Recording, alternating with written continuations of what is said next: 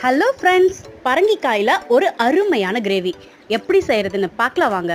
Cooker அடுப்பில் வச்சு 4 table spoon எண்ணெய் ஊற்றி அது சூடானதும் மசாலா ஐட்டம் சேர்த்து நல்லா வதக்கி விட்டு பொடிசா நறுக்கின 2 பெரிய வெங்காயத்தையும் கூட கொஞ்சம் கருவேப்பிலை சேர்த்து நல்லா வதக்கி விடுங்க.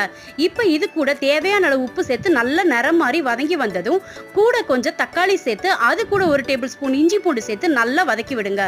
இது நல்லா வதங்கி வந்ததும் இனிப்பு கம்மியான பரங்கிக்காயை கியூப்ஸா நறுக்கி இது கூட சேர்த்து நல்லா வதக்குங்க. அது வதங்கி வர நேரத்தில் 1/4 மூடி தேங்காவும் 8 முந்திரி பருப்பையும் நல்லா நைஸாக அரைச்சிட்டு வந்து வதங்கி இருக்கிற இந்த காய் கூட நல்லா சேர்த்து நல்லா கிளறி விடுங்க. இப்போ இது கூட 1/2 டேபிள் ஸ்பூன் மஞ்சத்தூள், 2 டேபிள் ஸ்பூன் மிளகாய் தூள், 2 டேபிள் ஸ்பூன் மல்லித்தூள் சேர்த்து நல்லா கிளறி விடுங்க. இப்போ கிரேவிக்கு தேவையான அளவு தண்ணி ஊற்றி அதில் 1/2 டேபிள் ஸ்பூன் கறி மசாலா தூள் சேர்த்து தேவையான அளவு உப்பு செக் பண்ணி சேர்த்துக்கோங்க. கடைசியில் கொஞ்சம் எண்ணெய் சேர்த்து குக்கரை 2 விசில் விட்டு இறக்கி கசூரி மேத்தி சேர்த்து சூடாக பரிமாறுங்க.